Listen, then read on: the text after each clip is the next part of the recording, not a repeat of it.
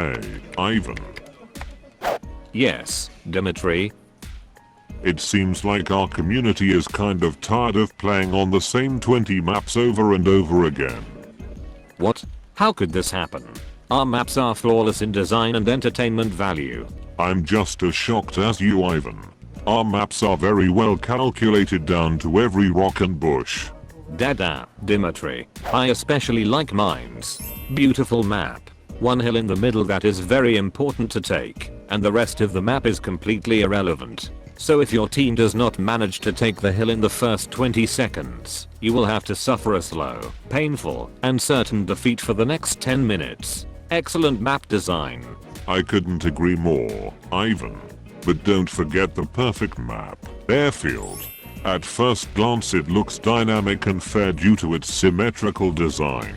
But if you try and advance to the enemy's side of the map, you will get instantly destroyed due to the vast amount of campy positions along the entire vertical stretch of the map. This means that the most campy and passive team will stand victorious, or it will be a 15-minute draw. That is excellent map design, Dimitri. That teaches the community how to be patient. Indeed, Ivan. This makes me very confused as to why our community is tired of our maps. Don't worry, I shall design a map that is so good that we never have to make a new map ever again. So we can redirect all focus on making new premium tanks and design new auctions that will drain the community of all their belongings. That is wonderful. If you succeed with this mission, I shall promote you to Balance Department. What an honor, Dimitri. I have heard that the Balance Department has vacation 6 months of the year. 12 months in fact. I shall get to work immediately. Alright. Time to save this company. First of all, we need a death zone. This is a very important key aspect of map design. This prevents the map from having too many positions. Everybody knows that if you have too many positions to be in, players get confused.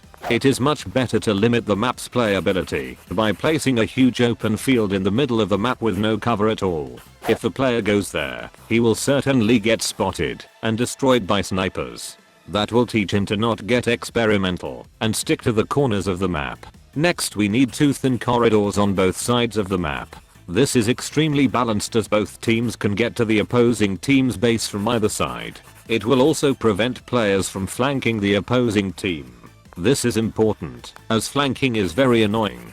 Players prefer to sit held down in corridors and snipe weak spots with premium ammunition for 10 minutes. That is what we like to call gameplay. But we can't forget to place one very obvious tank destroyer bush at every side of the corridor. This is important, because if there were too many bushes to hide in, this would make it less predictable where the enemy is hiding. And this would lead to players having more freedom. This is bad. Freedom leads to decision making. And decisions are hard to make. Let's keep it simple and direct. Beautiful. Oh, I almost forgot. We shouldn't make it too easy to get to the enemy base. As soon as they have conquered the corridor, we should place one additional death zone at every base to make it more exciting. This way, you will not be able to get to the enemy base without at least sacrificing some tanks in your team. This will teach the players the value of teamwork and the honor of sacrifice. You can't get everything for free in this world. We should also make sure to cover the capture circle with a lot of obstacles to ensure that it is impossible to reset the base capture meter without being literally inside of it. That will teach players the value of staying close to your home, your motherland. Never leave the base, as going too far from it might lead to enemies invading it. And last but not least, we need an extremely overpowered key position right in the middle of the map. Let's make a little hill here. From here you will be able to snipe literally every position on the map easily. This will make players fight for their life in the beginning of the game. And the team that gets it in the first 30 seconds will have secured the victory right away, resulting in the opposing team having to suffer a 100% defeat for the rest of the 15 minutes of the game.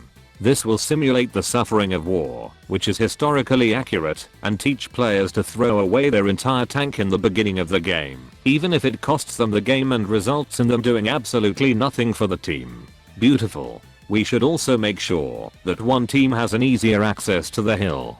This is also historically accurate, as war is never a fair fight. There we have it. The perfect map. Dimitri will be proud of me.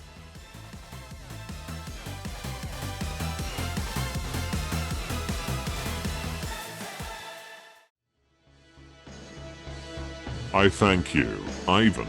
You have saved this company and ensured its longevity in the gaming market. You can now have a holiday for the rest of your career. I mean, you can now spread your wonderful ideas at the balance department team. Thank you, Dimitri. I won't let you down.